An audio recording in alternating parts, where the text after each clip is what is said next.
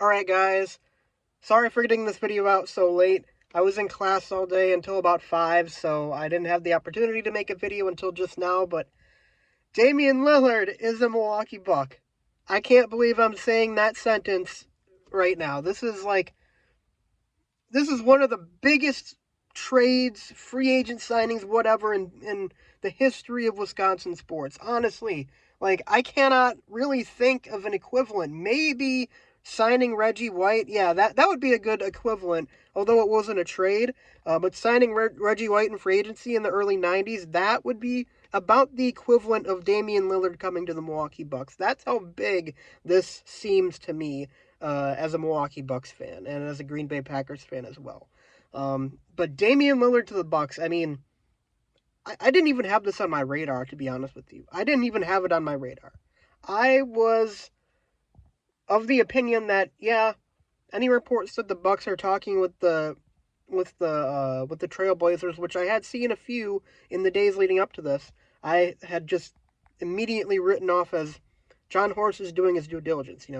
Damian Lillard is available, and he's looking for a trade, and the Portland is looking to accommodate him, and I know that him and Giannis have said that they want to play with each other before, so, I mean, makes sense, but everything indicated that Damian Lillard wanted to go to the Miami Heat, and that Miami really, really wanted him, and that they were just negotiating price at that point, that it was a done deal. So this came out of nowhere, honestly. I was sitting in the library studying when this happened. And I saw it, and I literally, I couldn't believe it. I could not believe that this actually happened.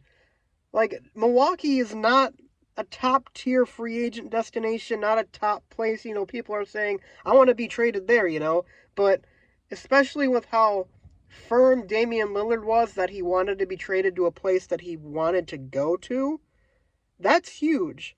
Obviously the Giannis effect is the biggest reason why, but the fact that a guy with still 4 years remaining on his contract said, yeah, I'll go to Milwaukee, that's amazing, I mean, he had to have, at least had a list of teams that he would pre-approve going to.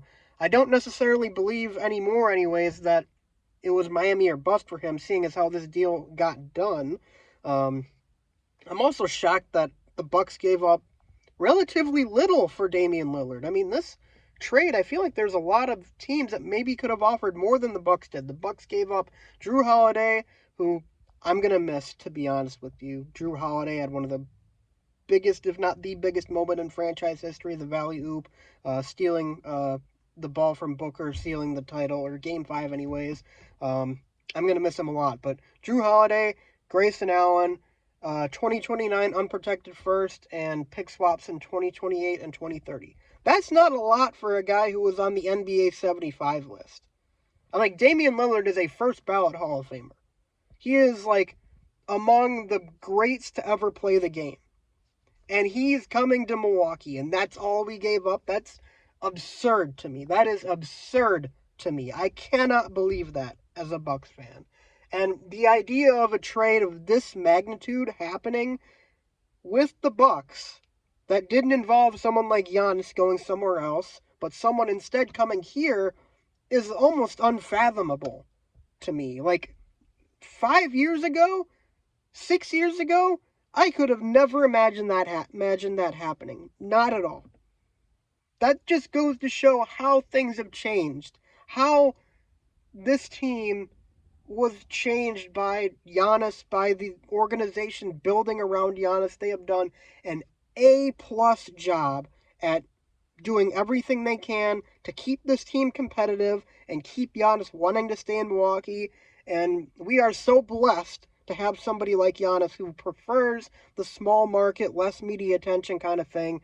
Although I think with Damian Lillard this year, there may be more media spotlight on the Bucks than in previous years because, having two superstars on the same team is obviously going to attract more national media attention. But, he prefers the quieter life. He prefers not being in the spotlight. Having a guy like that come to Milwaukee and him being so grateful to the organization, and of course, a part of that is his upbringing is in Greece, being born with several brothers and and growing up without much of their own, being poor, having to live day by day, paycheck by paycheck. It was obviously a humbling upbringing for him, and that probably contributed to his feelings of wanting to stay in what I would consider a pretty humble city in Milwaukee. But man, like, and I thought when the Bucks traded for Drew Holiday, you guys saw that video. Like, what was it? Almost 3 years ago now. When the Bucks made that trade, but that trade, I thought that was significant for the Bucks because that was an all-star. That was a guy who was like, this could be a needle mover for the Bucks, getting us to the championship, and of course he was. And now it's like, okay, the last couple of years have been stagnant, and Giannis is talking about, I'd love to stay in Milwaukee. I just want to make sure that they're all in on this thing about winning championships. They go out and make the biggest trade probably in franchise history. I mean, I don't know the circumstances around. I think Oscar Robertson was traded to Milwaukee, and he's obviously one of the greatest point guards of all time. Damian Lillard could be up there too. Damian Lillard, I mean, it's definitely on par with that. It's on par with like an NBA great like Oscar Robertson for sure. But just the shock value, I still can't believe it. I still can't believe this. Honestly, I still can't believe this. It's like never would I have guessed that something like this would have happened. Like I said, it wasn't on my radar. It was not on my radar. I was thinking, okay, the Bucks need, they need a ball handling guard to take some pressure off Drew, to take some pressure off Middleton. I was thinking, go out and get Cameron Payne. He's available. There had been rumors about a Colin Sexton trade to the Bucks. Guys who, maybe are all-star level. I guess Cam Payne isn't really all-star level, but he's still pretty good. But not like Damian Lillard level. And I had written it off by the middle of the summer. And I know that there was a lot of rumors going on, and I was a little bit excited to get into the Dame sweepstakes at the beginning of free agency, but soon I realized kind of it didn't really seem realistic. But John Horst made the impossible possible. And if you're still doubting him as a Milwaukee Bucks fan, if you're still doubting the job he's done as GM, I don't know what to tell you. He has done like everything right, every single thing right. Like Drew was a hit, Brooke was a hit. I would consider Budenholzer, the hiring of Mike Budenholzer, to be a hit. It wore out his welcome after a few years, after the title, and then a couple years of not getting back. Still love Mike Budenholzer, though. I still think he's a good coach. Adrian Griffin remains to be seen if he's a hit or not. But hey, I mean, I'm sure his job's going to be a lot easier than he thought, having two literally all-time greats getting together on the same team. Like, honestly, now that I'm thinking about it, this Damian Lillard, Giannis Antetokounmpo, like, combination, this pick and roll thing, this is going to be, like, the closest thing we've seen to Kobe and Shaq since Kobe and Shaq. Like, seriously. It's good. Like, I can't think of anything different. Like, you have the dude who's, like, who can pull up and hit anything, and, the guy you want, the ball in his hands at the end. And then you have Giannis, or the Shaq guy, who's gonna roll on the picks and dunk it over anybody who's a physical monster. I mean, those pick and rolls are gonna go crazy. I can just imagine Pfizer form right now erupting after Dame throws a lob to Giannis in like Game 5 of the finals in Milwaukee or something like that, like to seal the deal or whatever. Just up like 5 to 10 points. There's like a couple minutes left. He throws up the lob. Pfizer goes crazy. I can just see it right now. I can see that in my mind right now.